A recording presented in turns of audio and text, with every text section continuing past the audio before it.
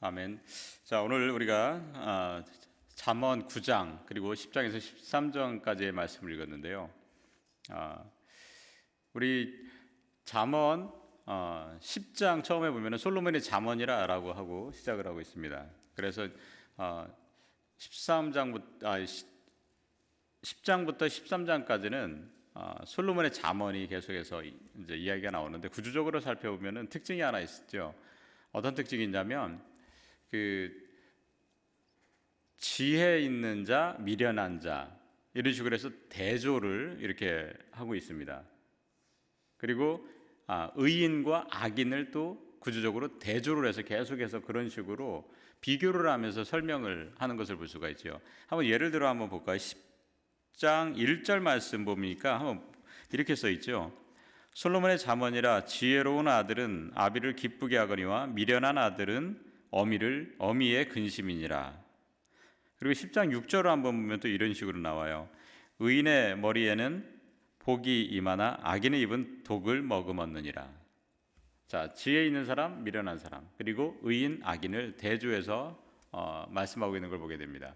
그럼 여기서 우리가 질문 하나가 할 수 있을 것 같아요. 뭐냐면, 그렇다면 여기 구조적으로 살펴볼 때에 지혜로운 사람이 뭐라는 거죠? 의인이라는 거죠. 그리고 미련한 사람은 악인이라는 겁니다. 이 논리를 살펴보면은 어떤가? 우리가 지혜라는 게 도대체 무엇인가? 한번 생각할 필요가 있습니다. 왜냐하면 세상적으로 이 지혜는 뭘까?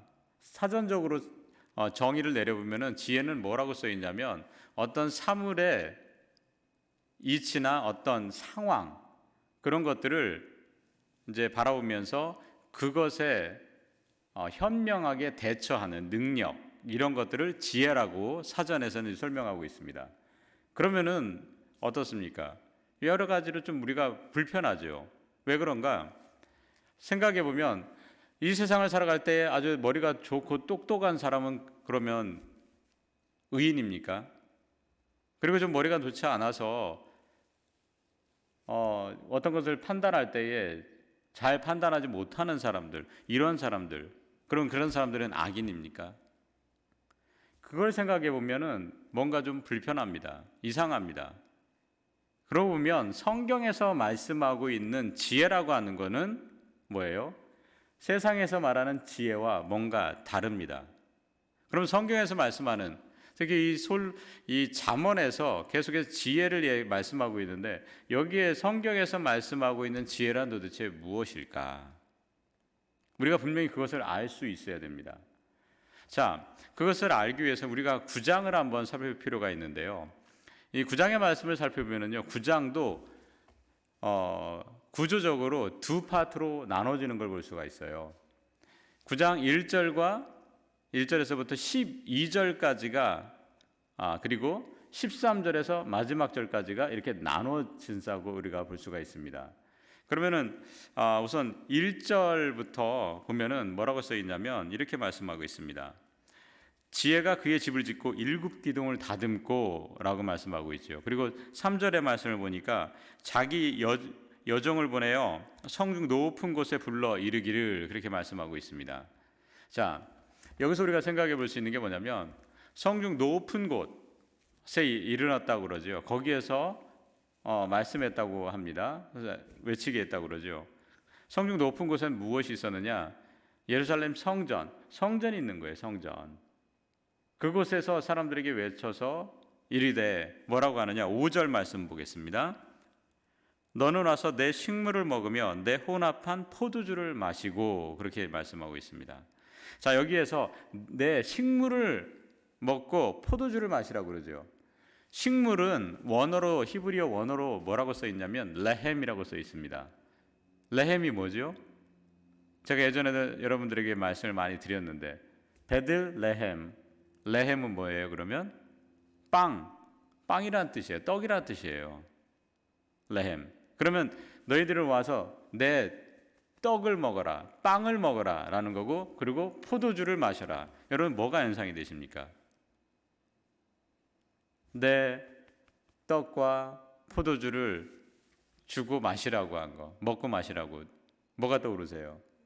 예수님께서 주의 만찬을 하실 때, 성만찬을 하시면 주의 만찬을 하실 때 그 제자들에게 나눠주셨던 것, 이것을 먹고 나를 기념하라, 항상 생각하고 기억하라, 이 말씀, 그 말씀 떠오르지 않으십니까? 와서 먹으라고 하는 건 뭐냐? 지혜로운 것은 어떤 것인가? 우리가 분명히 알 수가 있습니다. 뭡니까? 주님의 말씀을 먹고 마시고 주님 안에 거하는 삶, 그것이 바로 뭐라고요? 지혜로운 삶이라는 것을 성경은 분명히 말씀하고 있습니다. 이 세상에 돌아가는 것을 잘 알고 깨닫고 거기에 상황에 현명하게 대처하는 것, 그게 성경에서 이야기하는 지혜가 아니라 하나님의 말씀 안에 거하고 주님과 동행하는 삶을 살아가는 것, 그것이 성경에서 말씀하는 지혜라는 사실입니다. 그래서 우리 10절의 말씀에 보면 뭐라고 합니까? 9장 10절 말씀 보시면 이렇게 말씀하고 있어요. 너무나도 잘 아시는 말씀이죠. 여호와를 경외하는 것이 지혜의 근본이다. 그리고 거룩하신 자를 아는 것이 뭐라고요? 명철이다라고 말씀하고 계십니다. 하나님을 경외하는 것, 두려워하면서 정말 그분의 위대하심을 바라보면서 살아가는 것, 그리고 거룩하신 분, 주님을, 하나님을 뭐라고요? 아는 것, 알아가는 것. 여기서 안다라고 하는 것은 어떤 뜻이냐면 부부가 서로를 촉촉들이 다 알아가잖아요. 알잖아요. 그렇게 알아가는 겁니다. 그만큼 하나님과의 친밀한 가운데 살아가는 것, 그것이 바로 지혜다라고 분명히 성경은 말씀하고 있습니다. 반면에 13절에도 보면은 뭐라고 나오냐면 미련한 여인이 또 등장을 하죠. 그러면서 14절에 보니까 이 여인도 뭐라고 하니까 성전 높은 곳에서 또 사람들에게 불러서 아랜다고 외친다고 합니다. 성전 높은 곳, 똑같이 아까 그 몇 절이에요? 3절에서 나오는 거랑 똑같이 얘기를 하고 있습니다. 성전 높은 곳, 성전 높은 곳, 아니야, 그 성읍 높은 곳이라고 그러죠. 성읍 높은 곳. 성읍 높은 곳에서는 또 무엇이 있었느냐? 항상 높은 산에는 뭐가 있었는가? 산당이 있었어요. 산당, 이방 우상을 섬기는 산당들이 놓여 있었습니다. 그 여인은 지금 거기에 있는 거예요. 왜 거기에 있었을까? 우상을 숭배하는 무녀였습니다. 예를 들자면 제가 지난번에 이제 수요일 날 말씀 속으로 해서 당시에 어떤 그 우상 숭배하는 것 말씀을 드렸었는데, 이 당시에 가장 숭배했던 우상 중에 하나가 뭡니까? 바알과 아세라 신을 섬기는 거예요. 바알과 아세라 신을 섬기는 사람들은 어떻게 했느냐? 그때도 말씀을 드렸지만 이 바알 신은 하늘의 신입니다. 그리고 아세라는 땅의 신입니다. 세트예요. 그래서 하늘에서 비가 내리고 땅에서 그걸 대지의 여신이 받으면 뭐라고 그래요? 거기서 풍성한 열매들이 맺힌다고 하는 것이 이 사람들의 주장입니다. 그게 설명이에요. 그러면은 하늘에 비가 내린다고 할 때에 이것을 상징하는 게 뭐냐면 무녀들이 있어서 남성들과 성관계를 해서 남성들의 정액을 많이 받으면 어떻게 되는 거예요? 이 땅에 비가 내리는 것처럼 거기에서 풍성한 열매를 맺는다고, 수출을 걷는다고, 이런 식으로 생각을 했기 때문에 그 무녀들이 지나가는 남성들을 불러들여서 어떻게 성관계를 갖는 거예요. 거기서 이런 일들이 벌어졌습니다. 그러면서 주장하는 게 뭐예요? 16절 말씀, 도둑질한 물이 달고 몰래 먹는 떡이 맛이 있다는도다. 무슨 얘기입니까 이게? 이게 올바른 게 아니잖아요. 올바른 것을 가르치는 게 아니라는 거죠. 그렇습니다. 지혜롭지 못한 것은 뭐냐면 성경에서 말씀하는 지혜롭지 못한 미련한 것은 어떤 건가? 하나님과 관계없이 살아가는 겁니다. 우상을 숭배하면서 정말 하나님 뜻에 벗어나서 살아가는 것, 이것이 바로 미련한 삶인 것을 우리는 살펴볼 수가 있습니다. 정말 우리가 지혜롭게 살아가기 위해서는 어떻게 됩니까? 주님을 더욱더 경외하면서 살아가야 됩니다. 그리고 더 주님을 더욱더 알면서 살아갈 수 있어야 돼요. 그게 바로 지혜로운 삶입니다. 간절히 소망하는 것은 저와 여러분 모두는 미련한 삶을 살아가는 것이 아니라 성경에서 말씀하시는 이 지혜로운 삶을 살아갈 수 있게 되기를 주님의 이름으로 간절히 축원합니다. 우리가 이렇게 하나님을 경외하고 하나님을 더욱더 알아가는 게 지혜로운 삶인데, 그렇게 하기 위해서는 가장 필요한 게 뭔가?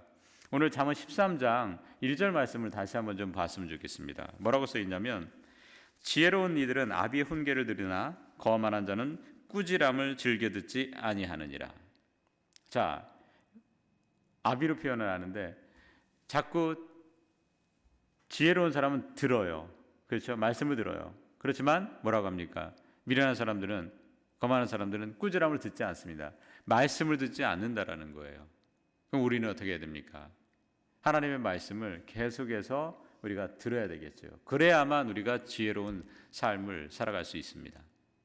하나님 안에 거할 수 있다는 거예요. 하나님의 말씀을 들어야 하나님의 안에 거하고 하나님 뜻대로 살아갈 수 있는 거 아니겠습니까?